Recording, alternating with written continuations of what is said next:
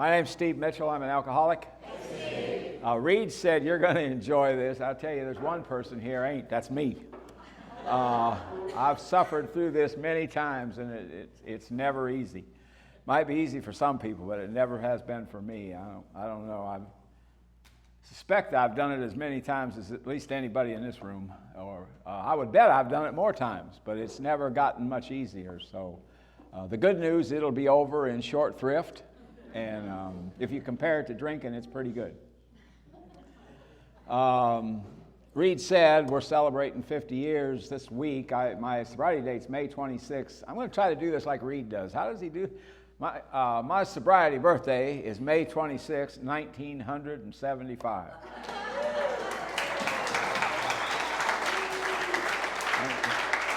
We used to have a guy running around the country named Johnny Harris, and he used to say, I stumbled into a meeting in Alcoholics Anonymous the first Sunday in November 1959. I've been sober ever since. And Moyo, Jim Holmes, started saying that, and when Reed heard him say that, he started saying it. I said it at one time, but I quit a long time ago.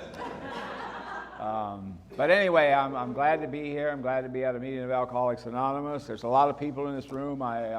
My kids are here. My wife is here. My sisters are here. My brother-in-law is here. My sister's here, who I woke up in the middle of the night.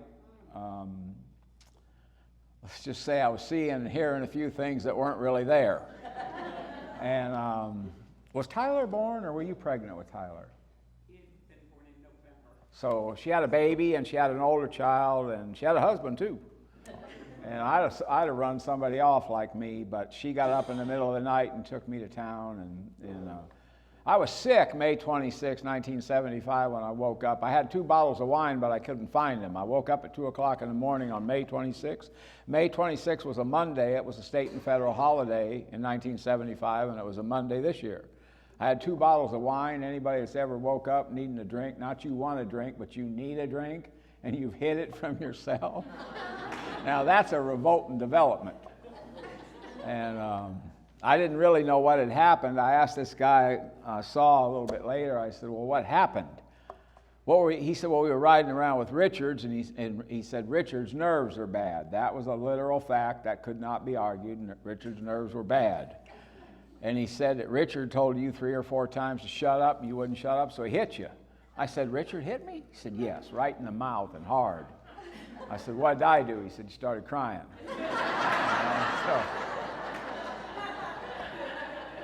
But in that little period of time, I don't know if it was that very little window. My great aunt invited me to come and live with her.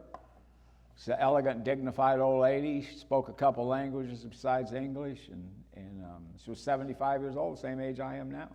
She just lost her husband of 50 years, and she said, Alcoholics Anonymous would be a very different place had not the non-alcoholics that got some of us in here done that. It would also be a very different place if some of the alcoholics who tried to get us in here would have stayed sober themselves. So I have some of all the above going on with that. But anyway, so I'm glad everybody here. There's a bunch of people. There's plenty of people, several people in here. I've heard their 5th step in this room. So push me around too much. Anyway. I always try to remember on any kind of a individual anniversary or a group anniversary, any kind of Alcoholics Anonymous celebration, it's not true because anybody who's been gifted and has accepted the gift of sobriety has paid some dues. It's a gift, but you have to do some stuff to get it. A lot of people spew it back. They don't. But you have to do some stuff to keep it. But what we're really celebrating here tonight is the power of Alcoholics Anonymous. That's what we're celebrating. What we're celebrating at Alcoholics Anonymous is a fact, if practiced as a way of life, more powerful than the illness of alcoholism. That's what we're celebrating. I've watched people, you have too, deal with the imminence of their own death. I've watched people deal with terrible things. A guy was here for my anniversary. Just went home this morning. He's going to celebrate. I've been sponsoring him since he came here from New York, 15 or 20 years ago.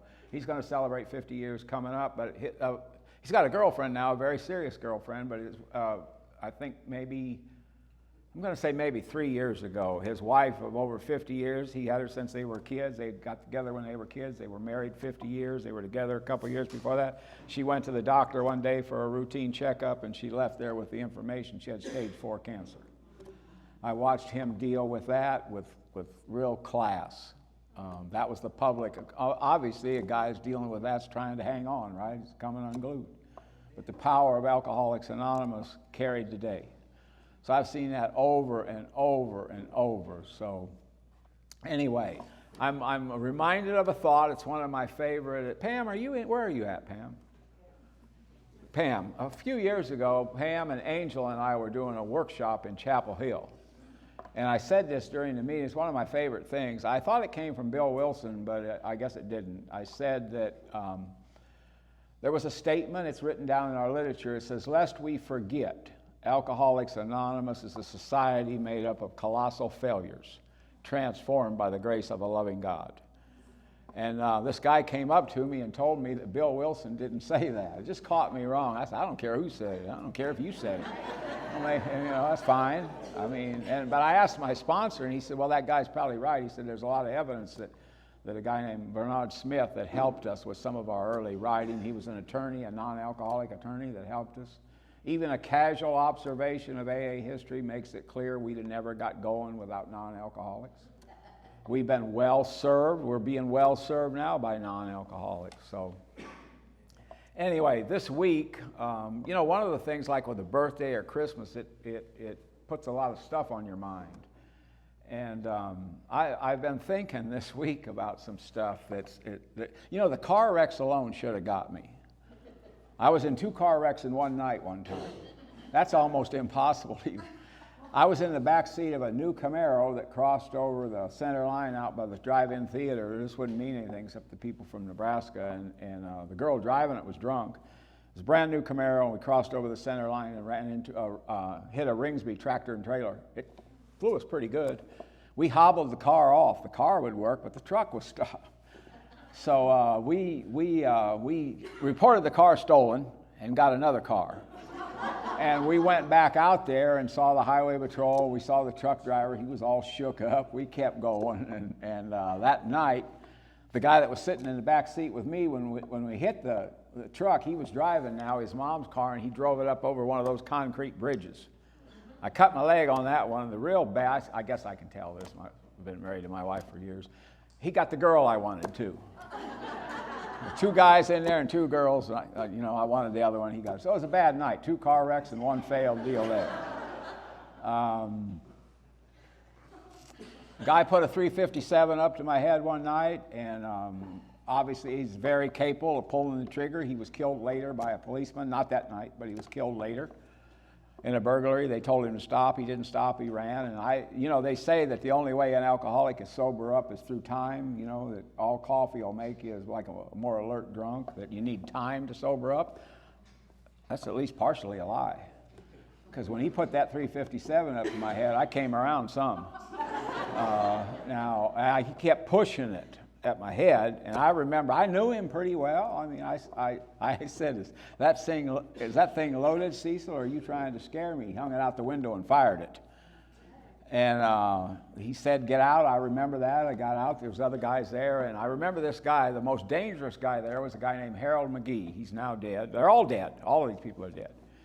But Harold McGee said, don't shoot him, Cecil. Don't shoot him. And so when he got out of the car, I'm not sure who jumped Cecil, but the gun fell down. And Harold McGee got the gun, the most dangerous guy, and he also got the whiskey. I had a bottle of whiskey. I don't know where I got it, but I had a full bottle of whiskey. And Harold McGee ended up hitting Cecil in the face with it and broke his nose. And the only thing that happened to me is they pushed me in the ditch. That was it. Nothing else happened. And the next time I saw Cecil, I obviously was a little nervous about seeing him. I was drinking, but I wasn't drunk. And I was walking up these steps, and he came out. I didn't know he was in there. And it was like we'd met each other after the war. He said, Stevie, there's a cooler in there and a refrigerator full of beer. Both of them are mine. Start knocking them out. And I'm going to town to get some more beer. Crazy. I was in the sleeper, Freddie, of a tractor trailer. when the guy driving the truck said that a carload of kids, a woman in a station wagon and a carload of kids in Holden, Kansas, pulled out in front of the truck in a rainstorm. And when he tried to stop, he said he watched the trailer come around and hit, and said didn't even spill the beer between his legs. And he said that he woke me up and told me to put all the beer in the sleeper. I don't remember any. I was slept through the whole thing. They had the highway patrol out there, the fire engines hosing off the diesel fuel. It was a cab over, the high ones. That's most of them were in those days. You could look out. I could look out and see the sky from when I woke up. Nobody knew I was there, except I didn't even know I was there. The guy driving the truck knew it. We went on, but there's story after story after story like that, and it could have went another way. Back in the day when Johnny Harris was running around the country, there was a guy running around named Norm Alpe, and he used to talk about alcoholism being an illness of seconds and inches. I worked in prison administration most of my life. I had people in prison who shot the wrong person. They resented something somebody's done, but the person they shot wasn't the one. I had people in prison who shot somebody in a blackout and killed them. I went to meetings with people who shot at somebody in a blackout, blew up dust around them, and later got sober and living a good life. What's going on with all that? Who knows? I was telling Kevin before the meeting, I've never had a why conversation with God in my life that I've won.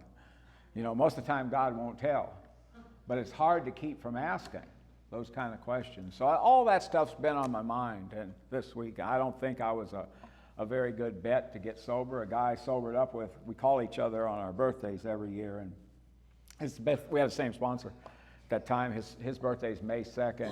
He celebrated May 2nd, and mine's May 26th. And I remember one night, I got sober at a place called Chapter 5 in Fremont, Nebraska, and there was a bar on each side.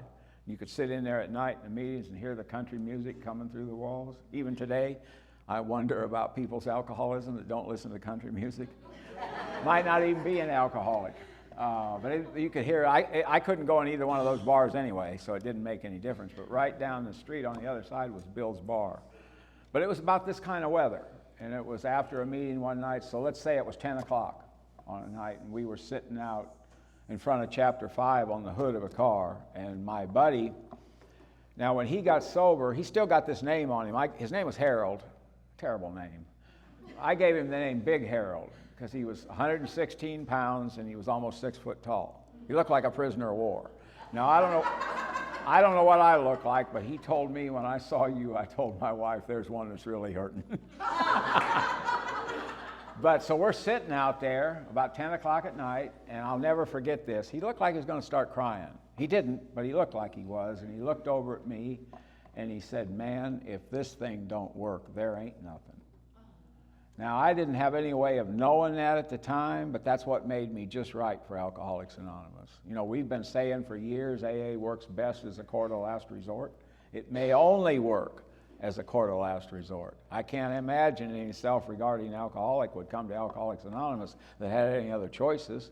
This don't look like a good deal. Now, I don't want to hit you with anything too heavy, but now I'm homeless the first time anybody suggested from my friend that I knew, other than an authority of some kind, that I go to AA. And this particular guy had been introduced to AA in prison. But he said, it won't work for me because I won't do what they tell you to do. But you want help, you need help, and you want help, you might do it. So you should go to AA. And I thought to myself, my God, has it come to that? You know? So can you imagine what the school superintendent must feel like when they suggest he go, or the physician, or we need to remain mindful of those things. Gina and I just did a 12-step call on a lady. It just happened all together real fast. We never heard of her, and we went on a Friday night. She said she'd see somebody, and Gina and I went over there, went rushing over there, and she went to a meeting. She was drunk, half drunk at least. She knew what she was doing, but she ain't had a drink since. Goes to a meeting every day, so who knows? We don't know.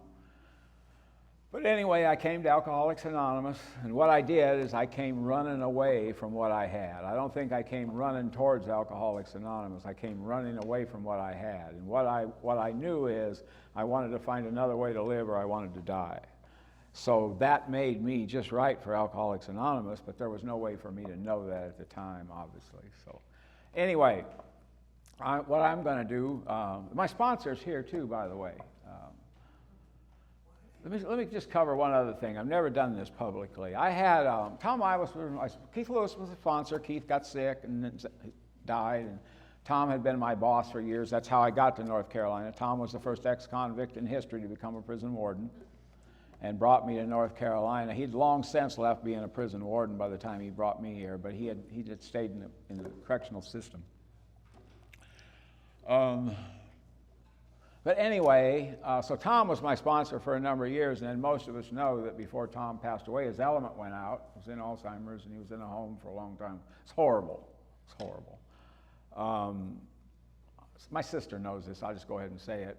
What we went through with Tom was way worse than the death of either one of my parents, for me. Might not have been for anybody else, but for me it was way, way, way worse. It was terrible. But anyway, like a lot of us, I got another sponsor after Tom died, and it was a mistake. I don't think that guy hurt me any. I never did any. I mean, it didn't hurt me any, but I don't guess he helped me much either. He never told me. His AA was a little bit different. He wanted to choose what he did.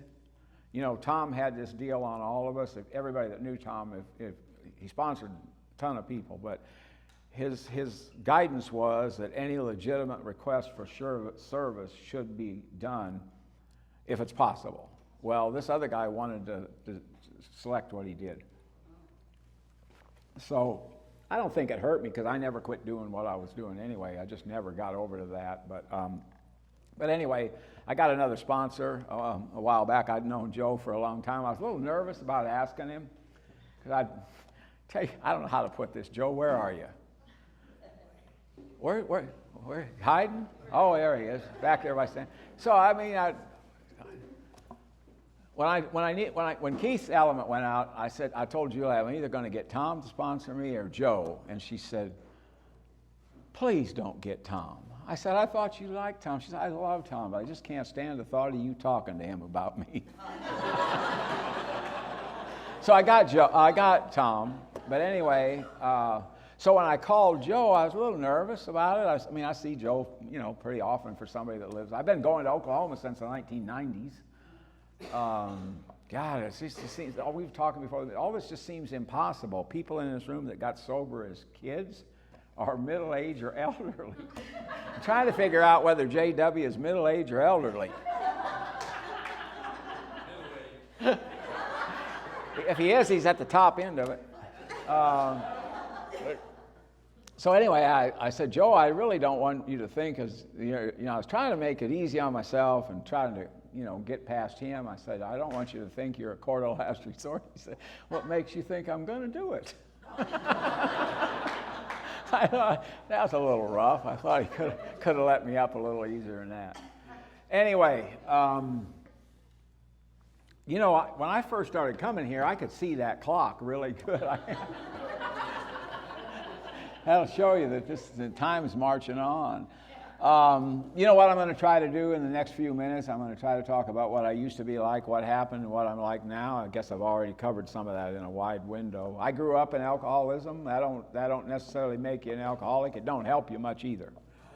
I think plenty of people grow up in alcoholism and come out fine. It does say in our literature it would make living with an alcoholic would make any, it says it's time specific, would make any woman or child neurotic.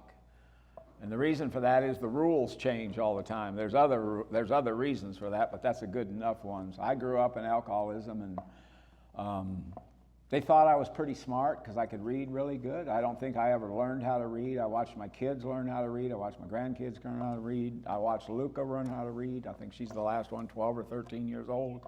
I don't think I ever learned how to read. I think I just knew how to read. And I could read really good. A lot of times I knew what words were. I didn't know how I knew that, not just in context, but I just knew what meant. So they thought I was really smart. Now, they were disabused of that pretty good. Because in the 4th grade, they introduced a thing called long division. And they might as well have been talking to me in Japanese. I remember to this day, and none of this was adversarial either. I was never mistreated with that. Those 2 women that worked, those 2 teachers in that little Grant school in that town outside of Omaha, Nebraska, they were both institutions.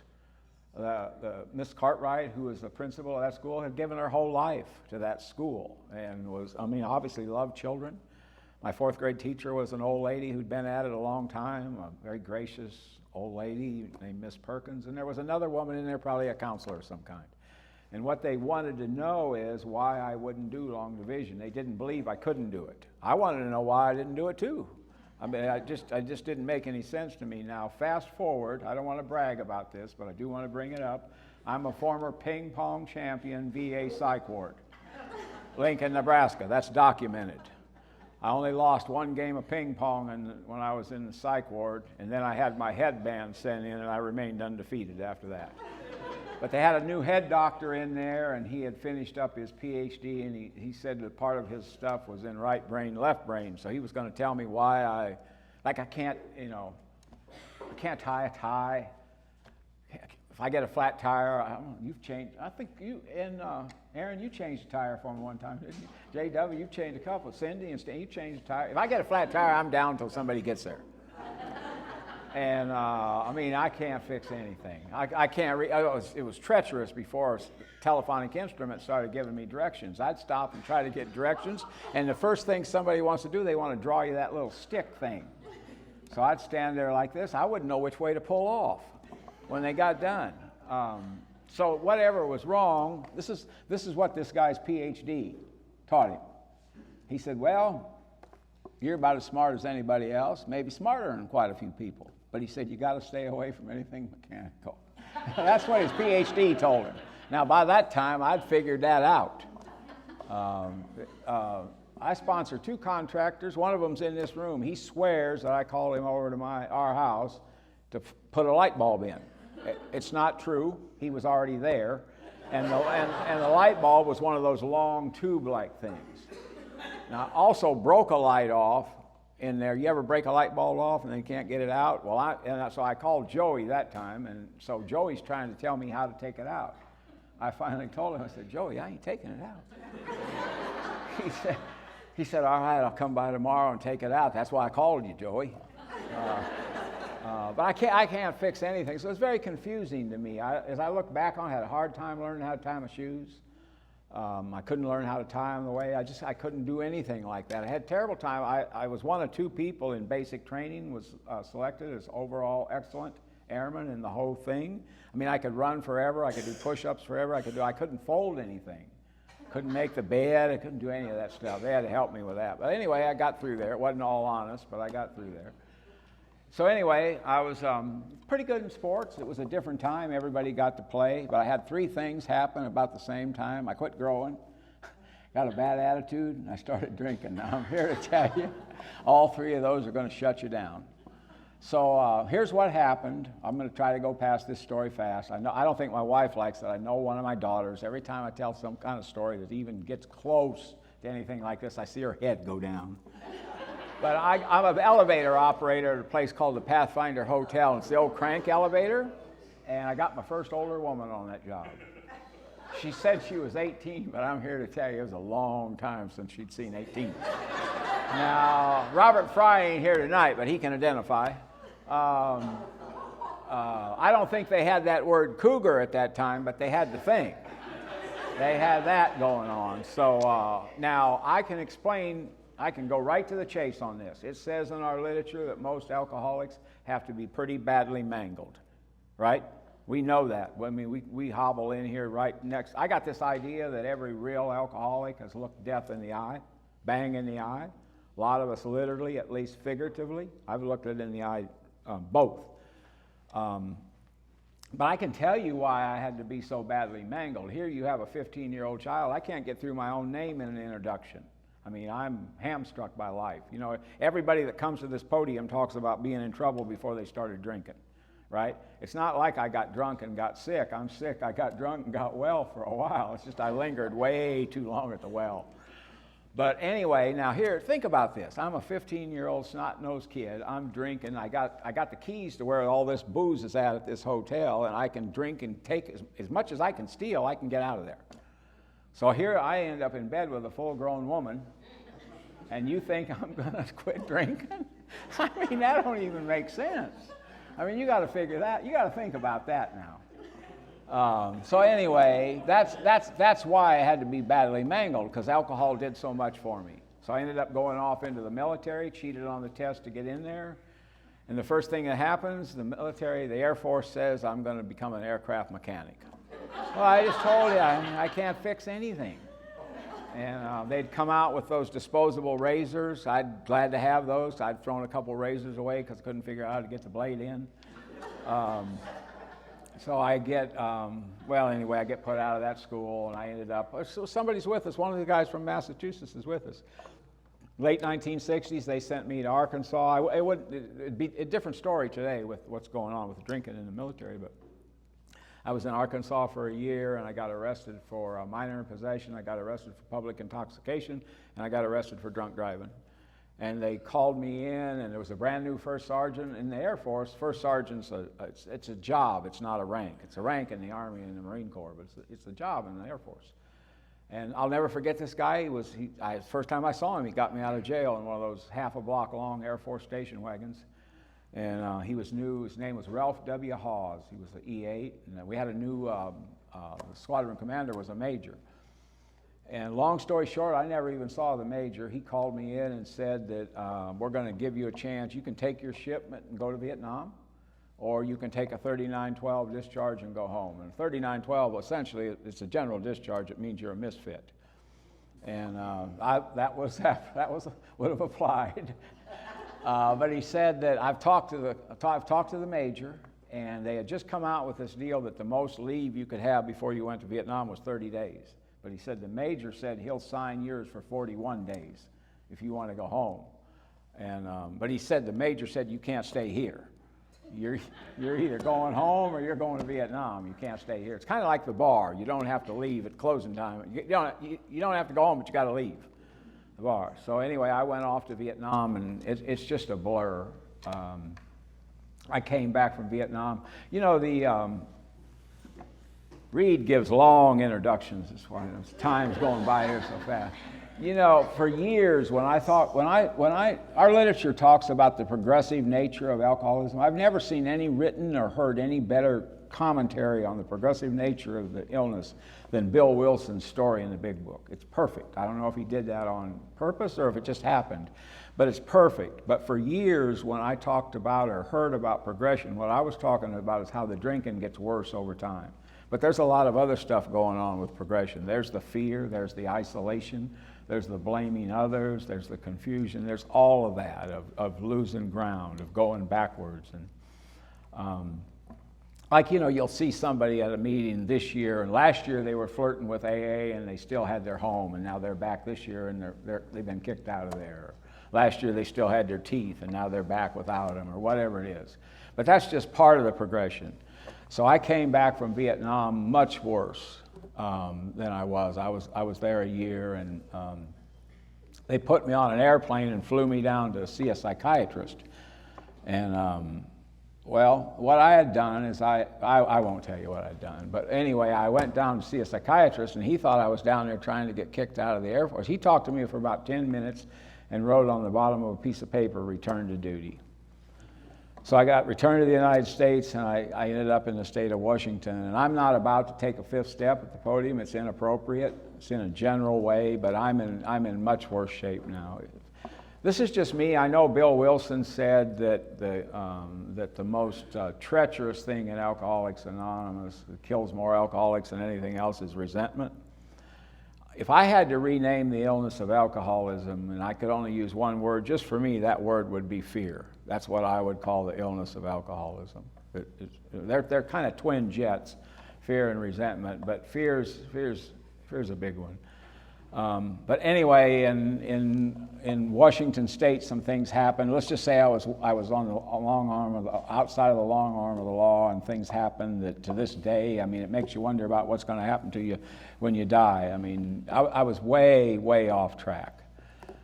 So because of a very kind doctor, I made amends to him. It took a long time. Anybody that's been in the military knows. I think I say this every year I'm here, but everybody knows about chaplains having a lot of power in the military. Medical doctors do too. They got big rank and then they got a lot of power. And this particular guy, over a period of time, he thought I was colorful and that I had potential. It took me years to catch on. If people are talking to you about potential, you ain't doing well. I mean, I thought I thought, man, these people, they know. Coming through here, I may not be looking that good right now, but they know. Well, if they're talking to you about potential, you're off. There's no reason to talk to you about potential if you're doing what you're supposed to do. But he literally kept me from getting kicked out of the military. And so I got out of the military in the summer of 1972, and I became, at the end of 6 months, I was homeless. And I essentially stayed that way. I mean, not every day. I would be up for air. But anyway, let me just shoot through this real quick. I don't know this to a fact, but my take is that there's 15 or 20 bars in Nebraska to every bar in North Carolina. There's bars everywhere in Nebraska. I think you got about 3 of them in that town, and 200. I don't even think you got 300 people in that town. You have 3 bars. But you ever been in one of them bars where everybody in there needed to be in AA? You ever seen a bar like that? That was Bill's Bar right down the street across from where I got sober. And Bill had made his fortune in the garbage and septic tank business. And we had some colorful characters in that bar. He bought that bar for his drunken wife, Phyllis. We had a guy named Vibrator Hartman. Vibrator got drunk one New Year's Eve and burned up in a fire. We had a guy named Rodney Montani. Rodney got drunk, got in a fight with a guy in a wheelchair and tipped the guy over. You know how people get loud when they get drunk? The drunker Rodney get, the quieter he would get. And eventually his mouth would move, but no words would come out. We had a guy named Leonard Larson. Leonard had no neck. His head sat right on his shoulder.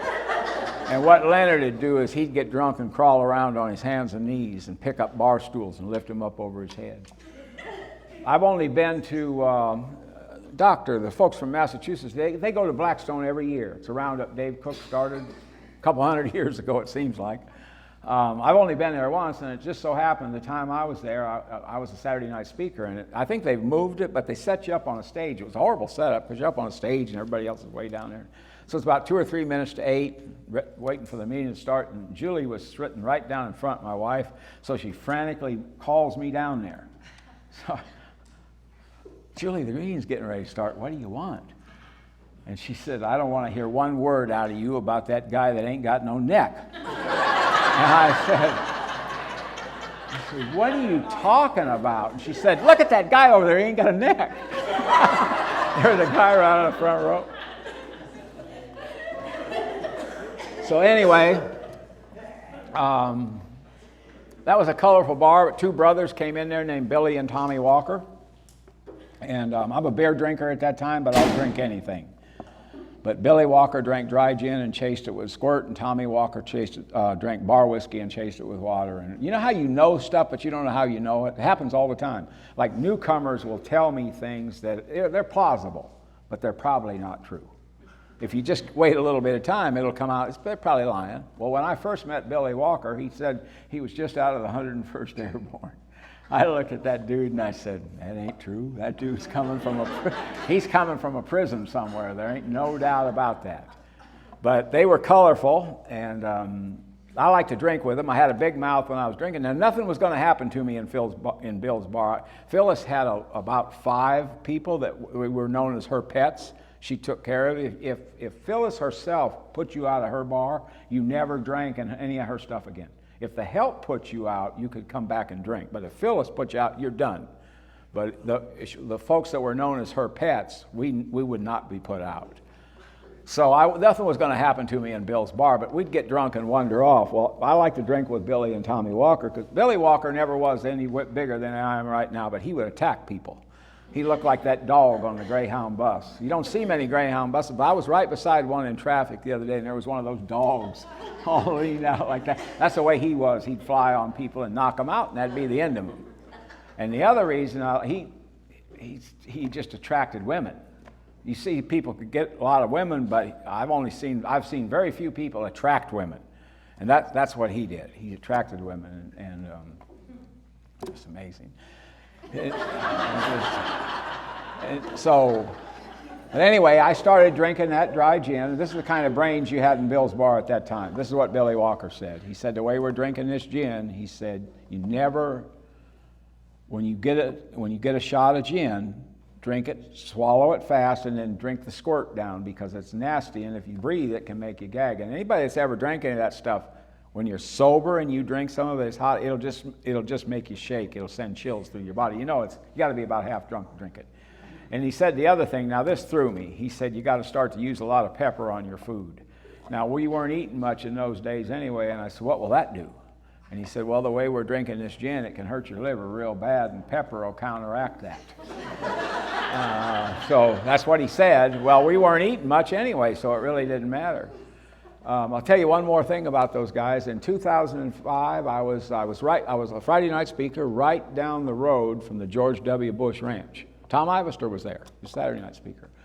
You know how people come through the line. I saw this young woman coming through the line, and she had this guy with her, and she was moving through the line. They weren't going to back up the line on her, and she got up there, and she said, I knew she had something. And she said, you ain't going to believe this. I said, what is it? She said, I know those Walker boys.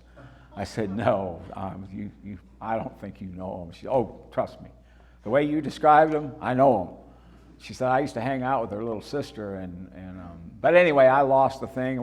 My sisters tried to find them, never found them. They might not even have been their name.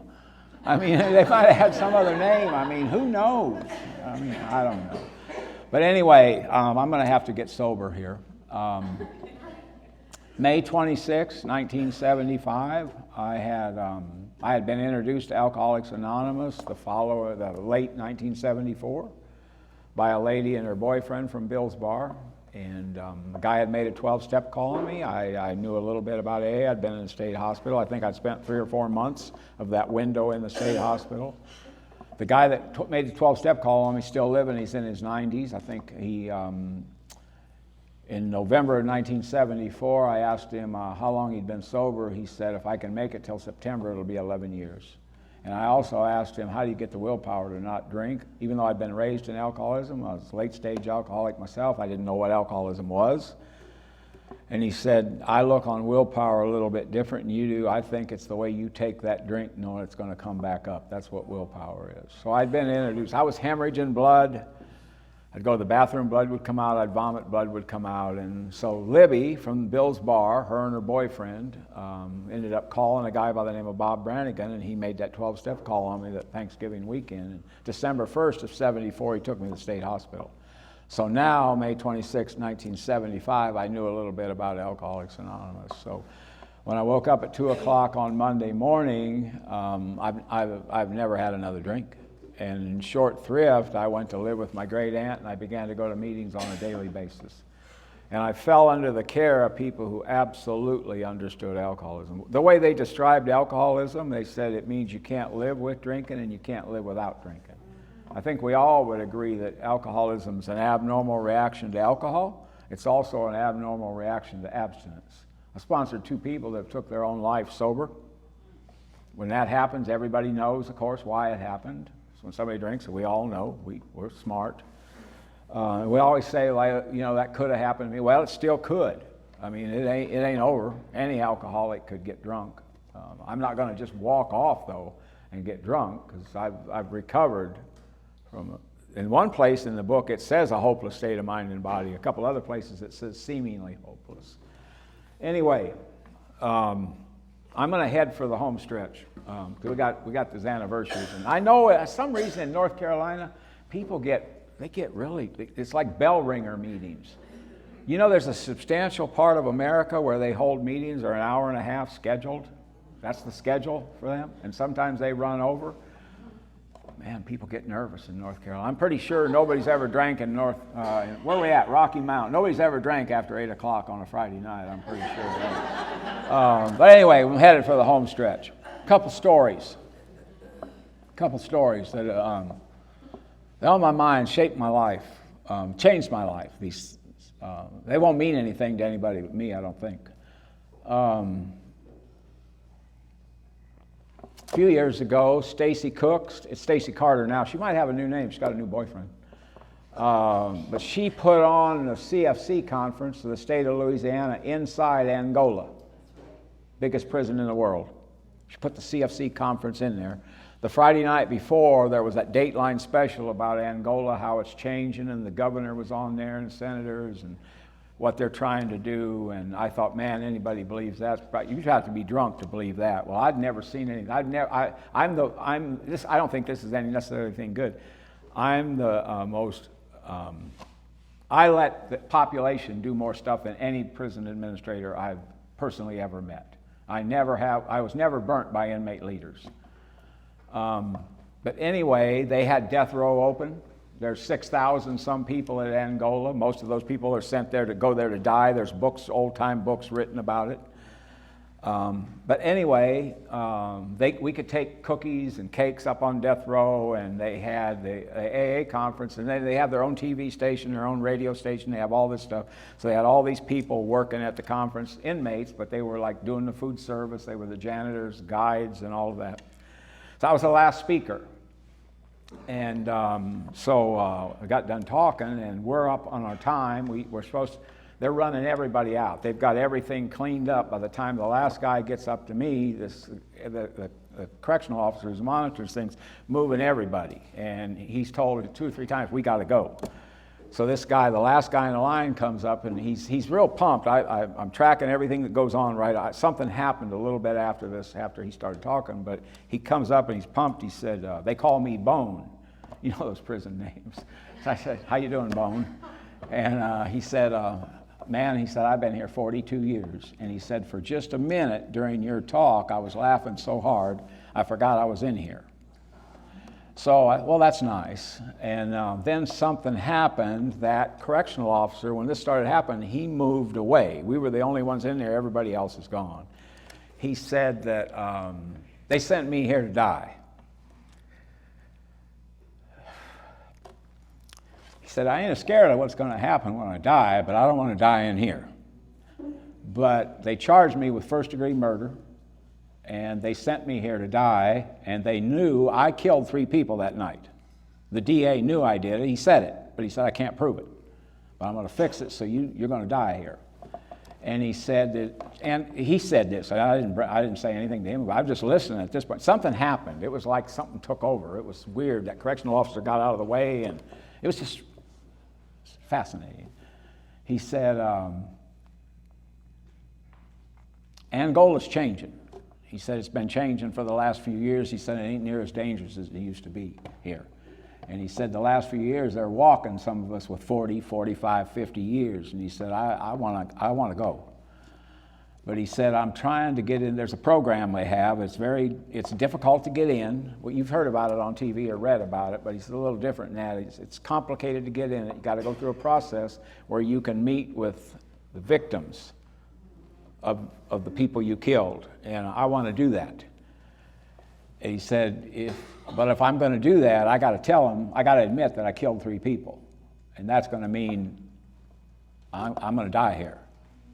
And the last thing he said about that, he said, I think I'm going to do it. Well, I mean, how many times on a country road did something like that happen? That night with that gun with Cecil Woodgate, that could have happened. Whatever happened that night with Bone could have happened on that country road, or 100 other nights. I mean,